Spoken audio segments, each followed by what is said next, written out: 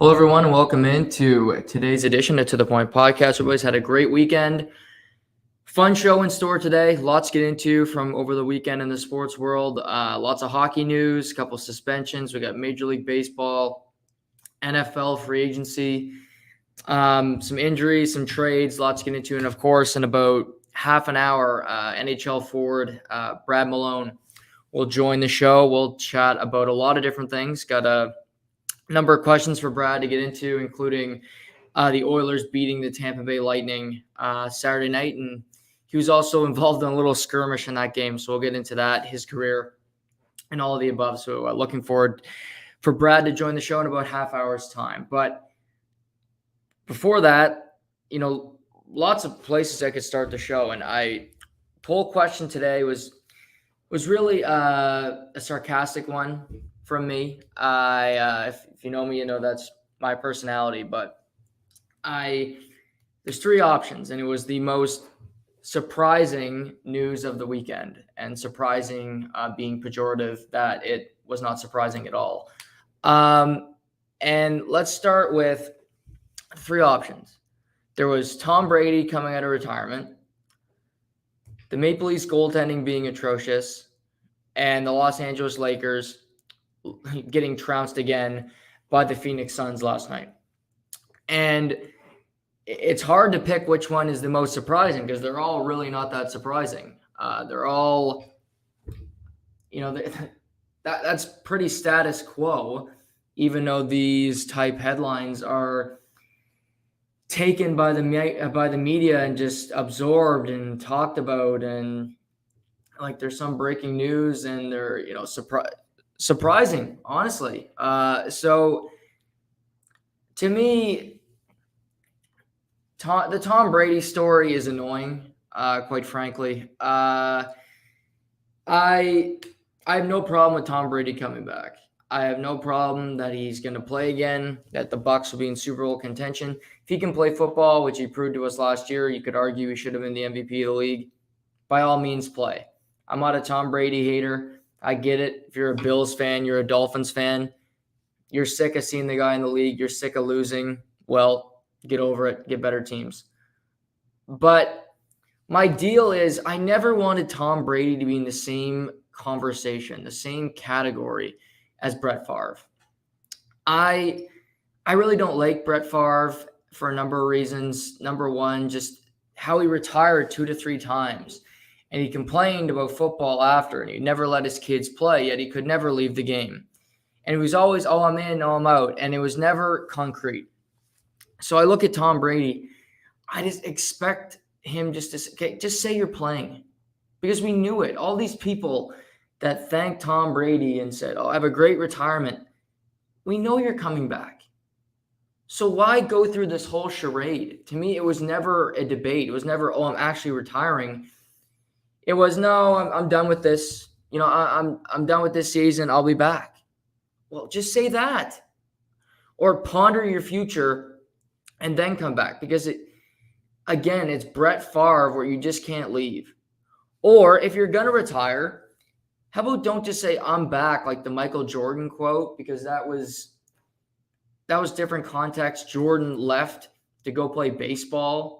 Tom Brady didn't go to anywhere to play baseball. He went overseas, watched a few football games, or soccer, as we say here in North America, and he came back with his wife and kids. He didn't try another sport.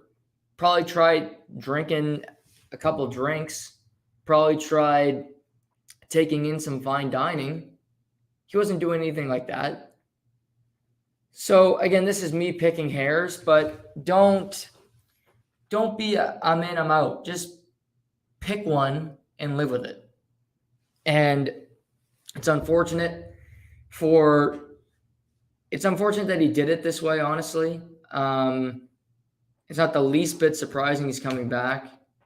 And I like Tom. I think he's a great player. Obviously, he's the greatest. You could argue the greatest player to ever play in the sport. But just be in or be out. In life, I think that's how you should be. You're invested or you're not. Don't half-ass something. That was never how I was raised. That's never how I was told. You do it to your fullest or you don't. And I just think this whole scheme for him to get more media attention. Like, trust me, Tom, you get enough. Like Aaron Rodgers, all these guys, you get enough media attention. Just turn on ESPN. They don't shut up about you. They put shows around Aaron Rodgers' future. That's the only headline. It's not, okay, what else are we going to talk? It's just Aaron Rodgers, 2-hour show. When Tom Brady retires, go on Fox Sports 1, go on to the mothership. It's all about you today. It's these stories that are underlined breaking. This isn't breaking news to me. On a scale of 0 to 10 of how surprising this is, it's a -10. So, again, I'm picking hairs, but I don't find this story the least bit surprising. It would honestly, it would have surprised me if he didn't come back, ever. I don't think this is his last year. My biggest question to Tom is, you can't get out of Tampa Bay? You're committed to come back to Tampa Bay. Okay. I get that. You want to stay in Tampa. You don't want to move your family again. Okay. So you care about your kids now, even though you said you want to spend more time with them. So you're talking out of both sides of your mouth. And believe me, I won't criticize anybody for spending less time with their kids because I don't like them. But so that's out of the way. You don't want to spend more time with kids. Okay. Well, if it's about coming back and having your best chance to win, that's in San Francisco.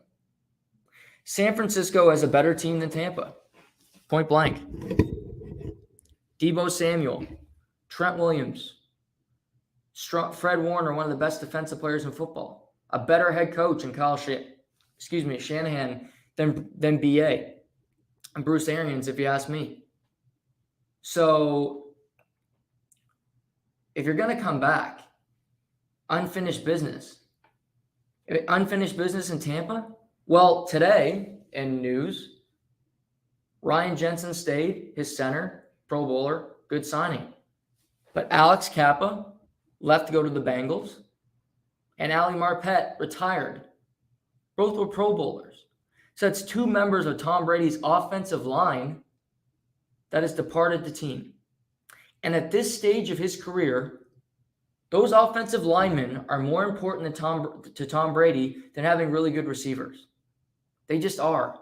Protecting an elder quarterback is way more important. He's never had great receivers. He doesn't need great receivers. But how are you going to improve that offensive line? We still have the draft. We still have places we can go. But the team getting old last year, that was about the defense. That wasn't about your offensive line. You were protected the whole year. You were clean in the pocket. So I look at that situation and say, well, it's a little questionable. Chris Godwin's coming off an ACL. To me, at the end of the year, Gronk looked spent. Gronk didn't look like the same Gronk anymore. You know, he's had a ton of surgeries. He's beat up. Mike Evans is always hurt. So, and I'm sure the argument will be, well, it's Tom Brady. Well, fair. But Tom Brady couldn't do it last year. He only got them to the NFC divisional round. You could say, well, they would have beat the Rams, then they would have beat the Niners, and they would have beat the Bengals. Oh, it's nice to say. A lot of teams have said that about Brady. If we only would have beaten New England, we would have been okay. That doesn't guarantee you anything. I look at San Francisco, and that would be the team I want to go to. You want to play 1 year, you have your best crack at a Super Bowl, that's it. Now, is Tampa in a better division? Yes. The NFC South is pretty terrible. Atlanta has Matt Ryan. Matt Ryan's a good quarterback, but he's got the biggest cap hit in football at $45 million. The division is not, the rest of the team is not strong. New Orleans, currently, they don't have a quarterback. They have Taysom Hill. He's not a quarterback. I like Taysom Hill, but when he's throwing the football, I'd rather have anybody else. Now, is Michael Thomas coming back? We don't know. Sean Payton's gone. Are they going to re-sign Jameis Winston? They haven't made a move in free agency yet. If we get breaking news throughout the show, I'll let you know. But there's nobody there. Carolina, Sam Darnold. Again, that would excite me to get to play Sam Darnold twice a year because it guarantees you 2 victories. But when you get to the playoffs, you got to play the good teams. The Rams are still there. Arizona is a team that I think will get better. You got to hope. Kyler Murray can take a step. Aaron Rodgers is still in that division. San Francisco might have Trey Lance. Maybe that takes away San Francisco from being a threat because Trey Lance just isn't ready to play. But I don't know how this is going to go. But if I'm Brady, and I don't think he will now because he's coming back with the Bucs, I would have wanted to go to San Francisco. Because if I'm coming back for another season, going through all this again, training camp, workouts, all the above, it's the best chance to win. His best chance to win is in San Francisco this year, not Tampa Bay. Tampa's roster they could still lose players on defense. And even if guys come back, they're a year older and they weren't that great last year. They had the most man games lost on defense last year, the entire NFL. A year older, is that going to get any better? It rarely does in a combat sport. Physical sport. So I'm happy he's back. I wish he didn't do it this way. But I guess we're talking about a modern athlete. I mean, look at billionaires with Musk and all these guys. They need the notoriety. They need the publicity. So I shouldn't be that surprised. The second most surprising of the poll question, I'm going to go with the Leafs. The least porous to terrible goaltending. I read these stories in The Athletic, and it's like, we know. The Toronto Maple Leafs defense core, if you're a Leaf fan, if you're just even an average NHL fan, you know that the Maple Leafs defense has sucked for 20 years. When has it ever been good? I mean, Leaf fans, if you're listening, let me know in the comments. When have you ever played good defensively? Seriously. Your best defenseman over 20 years is Thomas Kaberle. Good player, not a Hall of Famer, not an all-time great. Okay, go in the Leafs Ring of Honor. Everybody goes in. So you have a tandem goaltending situation where neither guy's proven. You have 3 to 4 defensemen playing in your top 6 that are 5th, 6th defensemen playing big minutes. Boy, that sounds like a recipe for success. That sounds like that's going to work. So now where's the bigger issue? Goaltending or defense? And now it's teetering back, and this is just so rich to me. Goaltending's the biggest issue. Creighton in the comments, Mike Komisarek. Yeah, he was good. He was good. Don't get me wrong. He was a hell of a player in Toronto. But what is so humorous to me, almost laugh out loud, is no, let's not upgrade our defense. That's not the biggest problem. No, it's goaltending. That's our biggest problem. Okay. Well, was goaltending a problem when Jack Campbell was rocking out, all-star? Let's re-sign Jack Campbell to a 6-year, 6x6, lock him in. Dubas would have gave him the contract. Well, now he stinks. Mrazek's letting in muffins from the corner. Maybe it's just the defense is really bad and your goaltending is average. Could that possibly be the problem? To me, that's it. Their defense stinks. Dermott, Liljegren, Sandin has gotten worse throughout this season. The first goal yesterday, he gets manhandled over the puck. They get a scoring opportunity, goes in the net. He's not physically strong enough to deal with guys. And that's part of the problem when you build a roster that is built on skill that has no physical toughness on the back end. When you're missing Muzzin, who do you have back there? I mean, Hall gets beaten off pucks. Riley can act like he's a tough defenseman, but it's a charade. And I feel bad for Morgan Riley because he's often put in positions that he shouldn't be. He's a 2-3 defenseman. I'd more lean to, he's a good number 2. Like Dion Phaneuf was a good number 2. But you ask him to be a number 1, and it's a recipe for failure. It's not going to work. We've seen it he's been there since 2013, and he's been their best defenseman since he was a damn rookie. So Jacob Chychrun getting hurt over the weekend doesn't help. I don't know if they would have made that move anyway. But to me, saying going to get Marc-Andre Fleury, which is no guarantee because maybe he wants to stay in Chicago, which he has every right to. He has a no-move clause. That just seems desperate to me.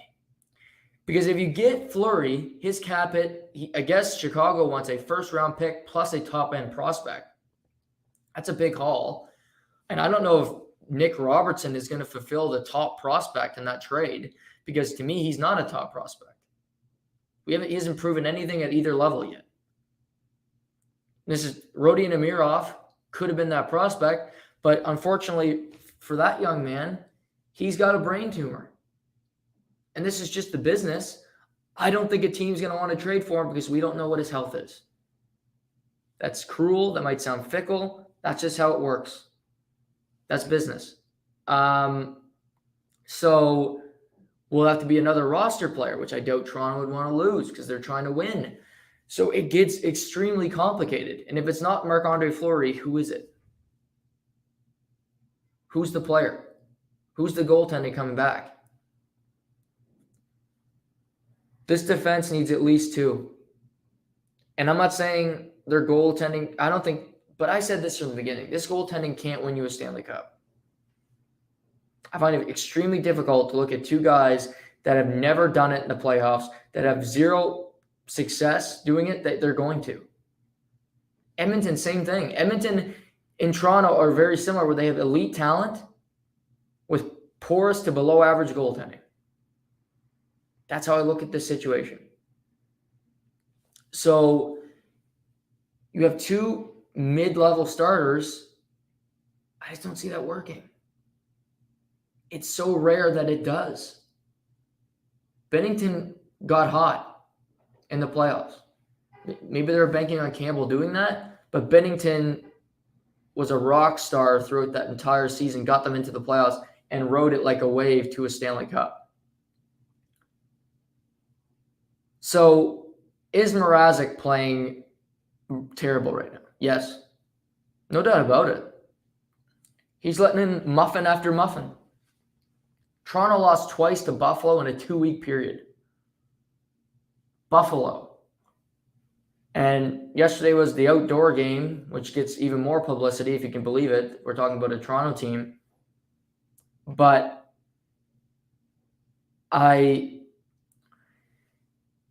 you're in a very tough position if you're Toronto because you're in a division with 2 teams that are quite frankly better than you. Florida and Tampa are better than Toronto. I believe both teams would beat them in a playoff series. Austin Matthews is a superstar. Mitch Marner is very close to a superstar. But 2 guys can't do everything.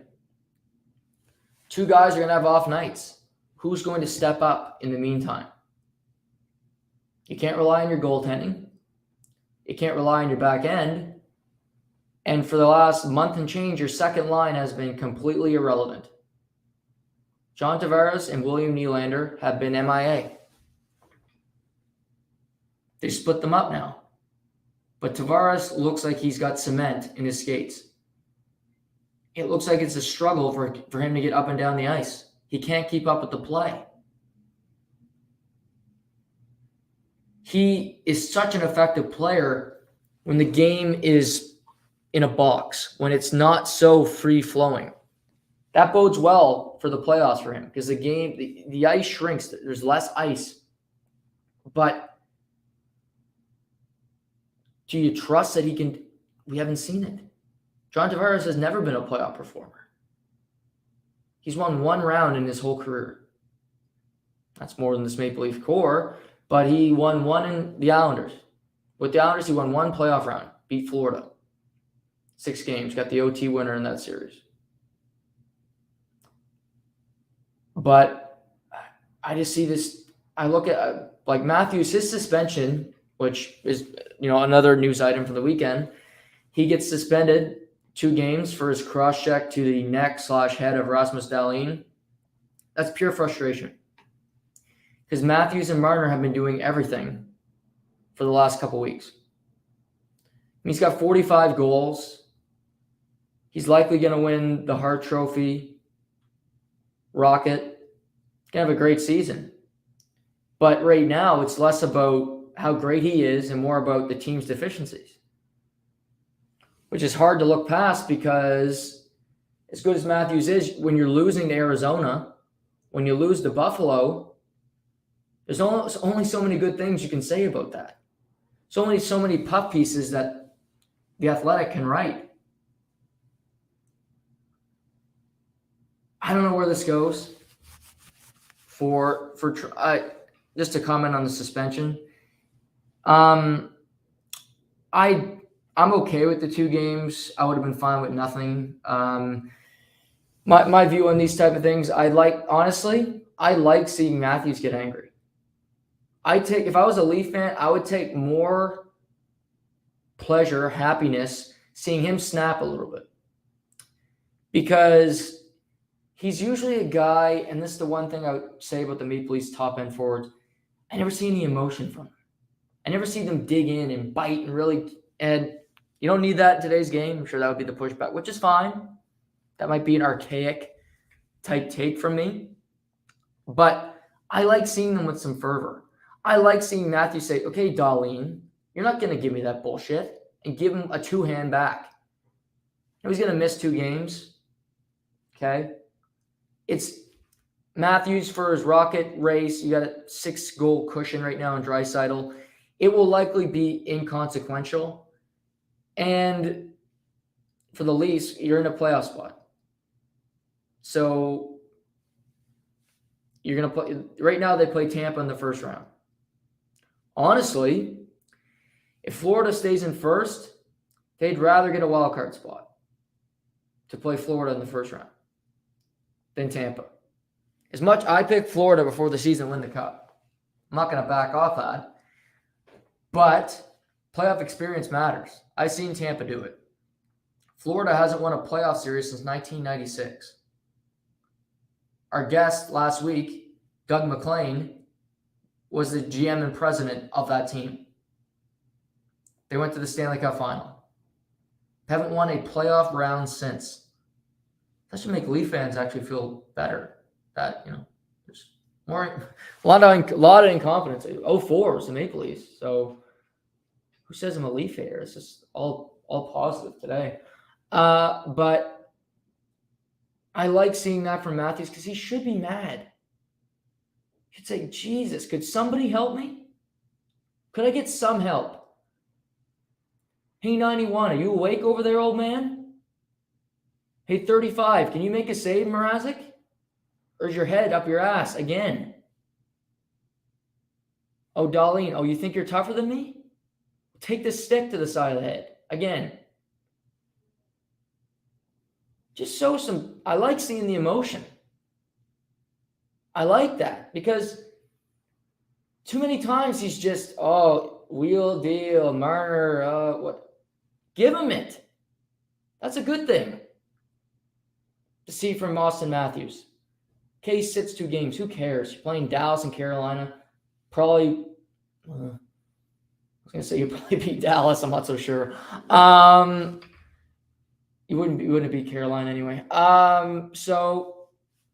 He comes back Saturday in Nashville, making a return in Nashville. Pretty good city, good times. If you're a Leaf fan, down in your luck, maybe go on a road trip. Music City, a couple of bars, hit up Tootsie's. Might feel better about yourself. I don't know. I'm not a life coach. I'm not a therapist. I just play one on a podcast. So, um, just trying to help you any way I can. But yeah, I would have been fine with no suspension. I'm okay with 2 games because that's the letter of the law. Would I like it to be back in the old days where you could hit people and Scott Stevens and Eric Lindros and the physical affair? That'd be great. But it isn't. You got to evolve. You got to move on. And I'm not going to get off my lawn and, oh, the game was like this and complain about suspensions because this one's not worth complaining about. It was a cheap shot to the side of the head, and he gets his 2 games. So, yeah, Leafs back in action tomorrow against the Dallas Stars. Like I said, if I wasn't clear before, defense is top priority. Defense. Because I don't care if you get Marc-Andre Fleury at the trade deadline. You're not winning with him with this defense. You're not going to win a round with Marc-Andre Fleury with this defense. Just aren't. So give up on that dream now. Now to my third poll question option today. I went with the NBA option because I was going to actually, let's comment on Major League Baseball for a second. I was crushed today. I rarely try to stay pretty upbeat, but I saw baseball's coming back. I'm happy about that. I'm happy it's going to be April 7th. Opening day can't come fast enough, but this afternoon, Fernando Tatis Jr. III, my favorite player in baseball, broken wrist of 3 months. This is terrible. I think Tatis Jr. is one of the most electric players in all of sports. He's one of the most entertaining. And he is because he plays for the San Diego Padres and he still gets notoriety. The only people that are known in San Diego are Ron Burgundy. That's all you're known for. Maybe Phillip Rivers and his 10 kids. But this dude's a human highlight reel.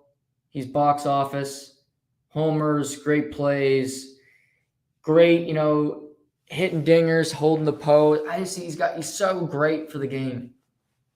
And it's so unfortunate that he's going to miss this much time. And it's going to hurt the Padres a ton. Machado, and they got Darvish.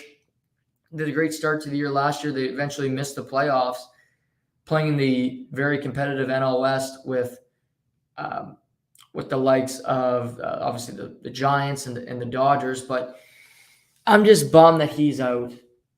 And yeah, if you didn't like baseball and you're hoping to join, say, I can't wait to watch a bunch of star players, yeah, maybe hold off because Tatis is top of the bill for me. Vladdy's fun, but he plays first base. How entertaining can you be at first base? Tatis is a fielder. Again, he's got the hair, he's got the flair. Woo! He's fun. So I'm bummed to see Tatis Jr. is going to be out 3 months. I hope he can make a speedy recovery, but we'll get into some baseball later on in the show, some big deals from over the weekend, and obviously the spring training starting up on Thursday. Brad Malone should be joining us in the next couple minutes, really any minute now. So we'll stay right on that story until we get there. But as I'm expecting to join anytime, let's talk about the Oilers for a minute. Oilers have won a couple games in a row. They've gotten some really solid goaltending from Mikko Koskinen. They beat Tampa Saturday night at home. McDavid scoring another highlight reel goal. And, it was a physical game. It was back and forth. They had a playoff intensity. And really, I think the past week or so, the Edmonton Oilers have kind of taken some advice from yours truly and said, we got to play a must-win style. Every game has to be a must-win. And I don't know how long it can be sustained, how long every game you can really put into your head that it's a must-win, that you need to play this way. But I see a different McDavid lately. I see a different Draisaitl.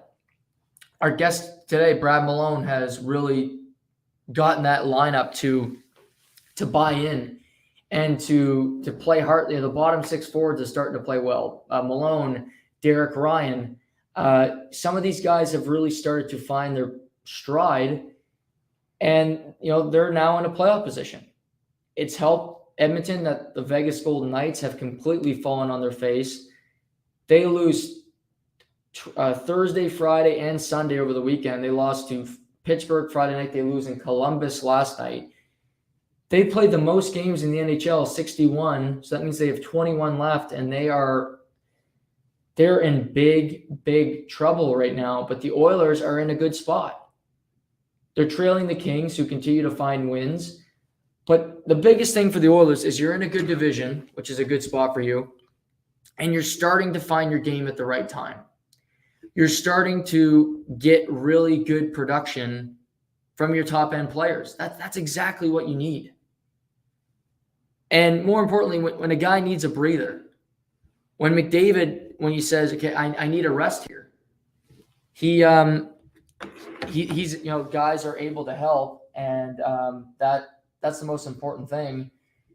And actually see on the line, we have Brad here, so I'm going to bring him in, see if he's ready to come chat. But Brad, you there? Yeah, I'm just grabbing a coffee. I'm just going to wait for him. It looks like he's joining the stream here. So, hey, Brad. How's it going? Oh, you got me? Can't hear you. Okay, let me see.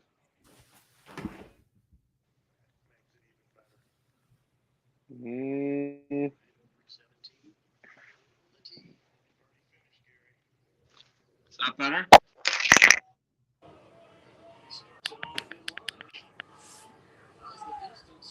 Sorry, buddy. Can you hear me? How's that? Is that better?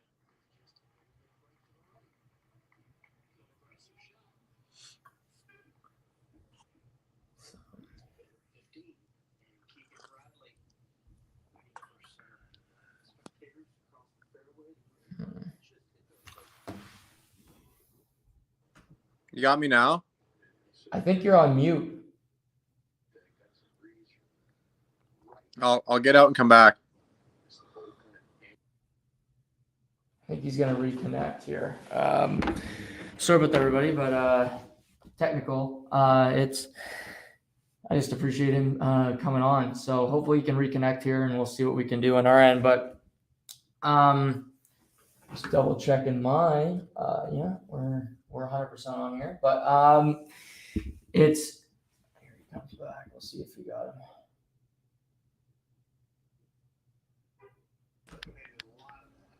Hey, Brad, how are you? Good. How's it going? You got me now?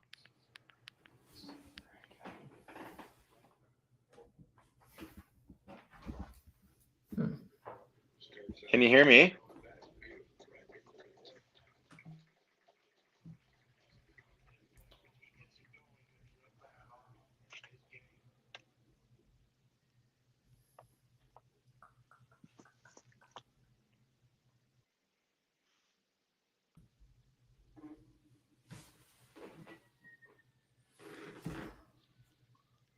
You got me? What's going on in my end here?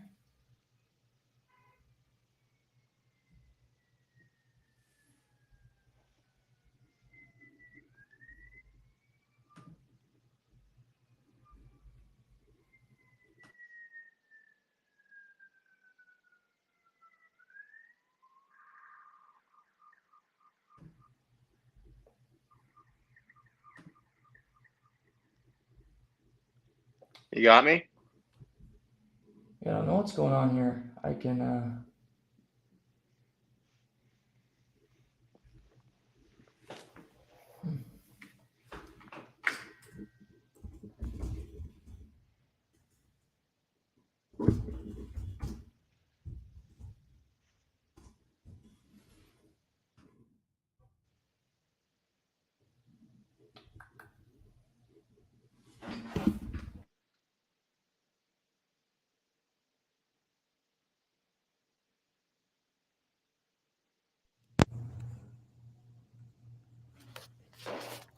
Can you hear me now? How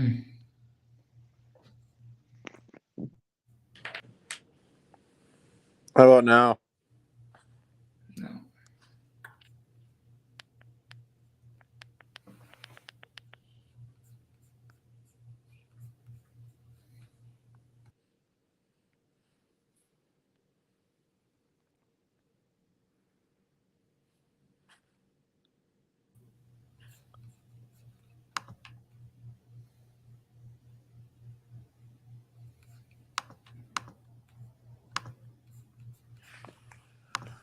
I can hear that.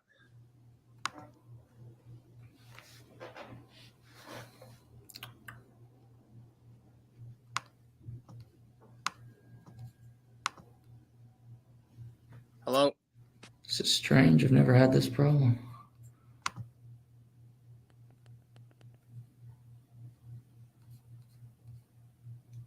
I'm being told that they can hear you, but not me. Is that better? Frick.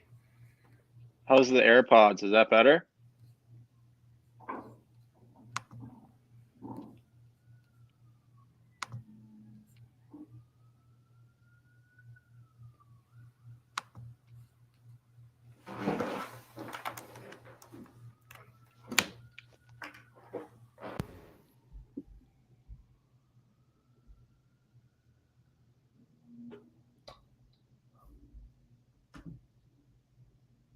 Hello?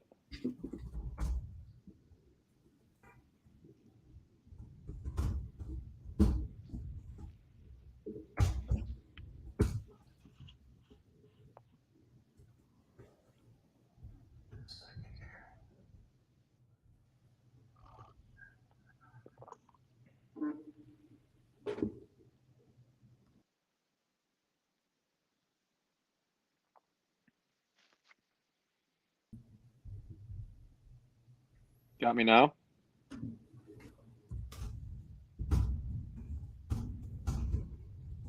Hello? Yeah, it's working.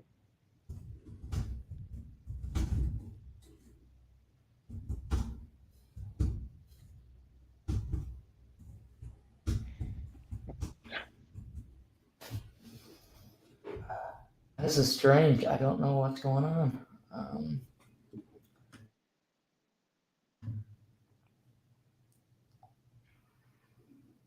Just 1 sec. I'm gonna try to come back.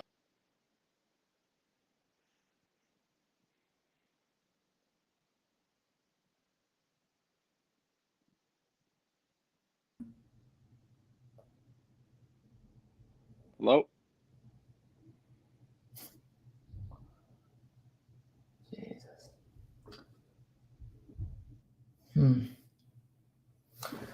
Sorry, but I don't know what's going on. Apparently, I'm being told you can hear the both of us, but I can't hear Brad. I don't know what's going on. Like everything's systems go here, and he's got his audio on. This is a strange development, but I'm gonna keep working here. Hopefully, we can figure it out because I'm looking forward to talking to him. But here he comes back on. So, yeah, third time's the charm. Is that working? No. What is going on? I can hear you. You can hear me? Yeah. Okay. How's that? Is that better? Is that better? Yeah, why can't I hear you?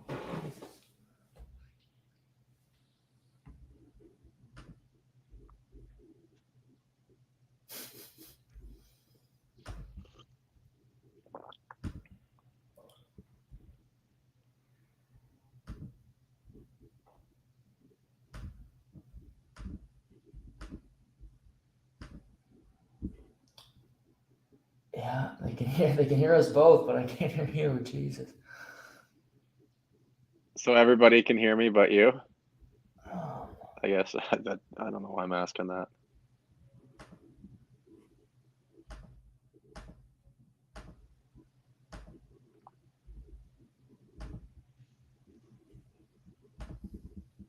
How we doing now?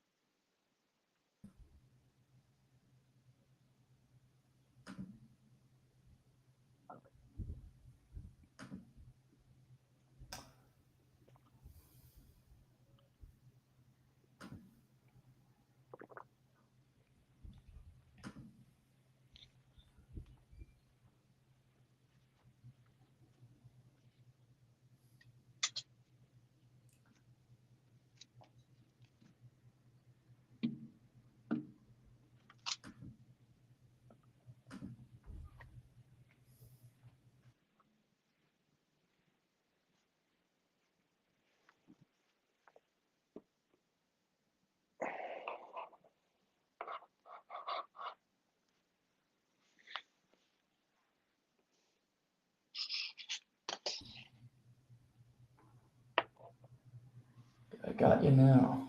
You got me?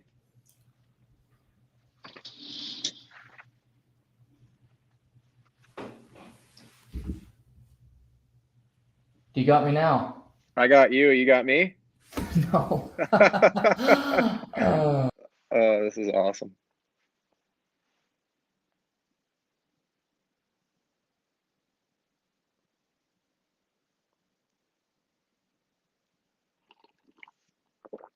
Hello.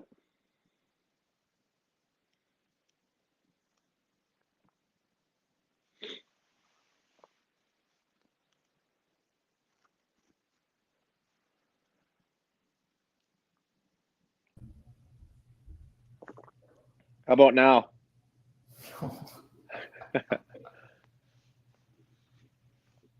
Oh, what? I just heard you a little bit. You got me? No, Jesus.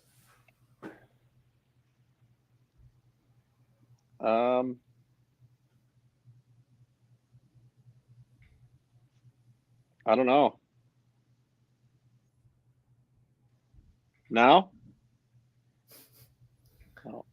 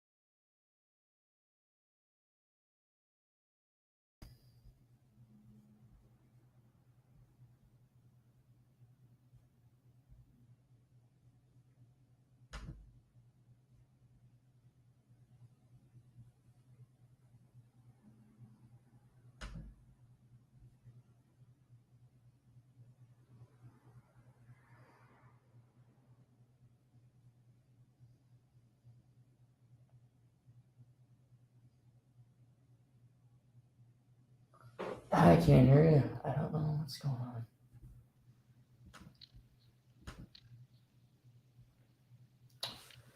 Yeah, I'll do that.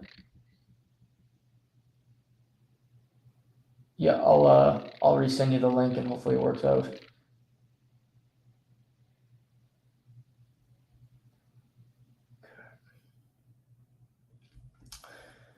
Sorry, I don't know what's going on here. I can't hear him for some reason. And I know you guys can, so that's a strange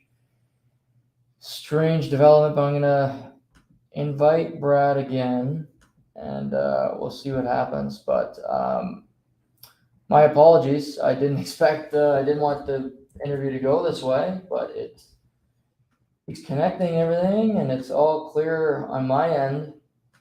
So and his too. So I'm really. Can hear you now. I just had you. You got me?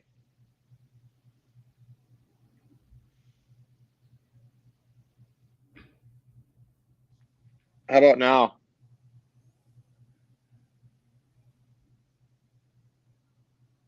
You got me now?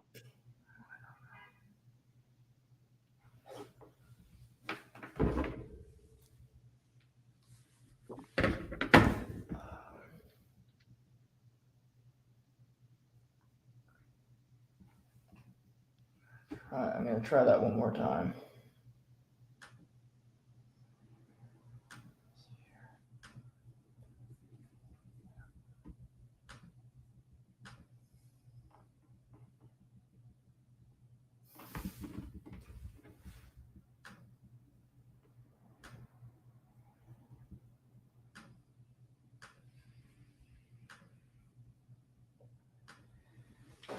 Yeah, I don't know what's going on. I'm sorry, everybody, for this delay.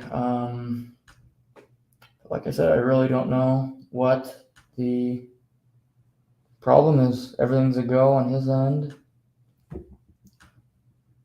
Doing nothing. Oh my God, this is frustrating. I don't know. I can hear you.